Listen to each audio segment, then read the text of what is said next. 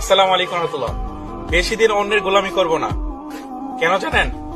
নিজের গোলামি করব, নিজে উদ্যোক্তা হব, মানুষকে কাজ দিব, আমি নিজে দিব। কারণ কি জানেন, যারা উদ্যোক্তা হয়েছে তারাই সাকসেস হয়েছে।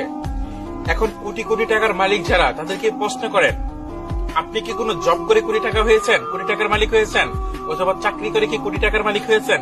উনি বলবেন না, আমি বিজনেস করে, ব্যবসা করে আমি কোটি টাকার মালিক হয়েছি।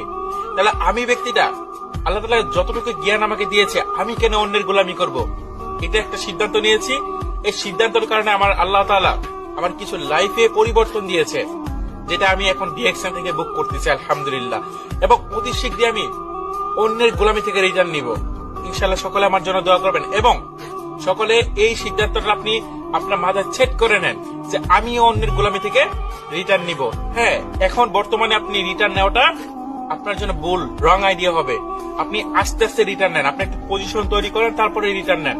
এই যে যেমন আমি আস্তে আস্তে ডিএক্সএন পজিশন তৈরি করেছি, একসময় আমি এই গোলামি থেকে, অন্যের গোলামি থেকে, অন্যের কোম্পানি ফ্যাক্টরি থেকে আমি একসময় রিটার্ন নিব ইনশাআল্লাহ। কারণ কি জানেন, আমি একজন ইন্টারন্যাশনাল বিজনেসম্যান, আপনিও কিন্তু একজন ব্যবসায়িক হতে পারেন।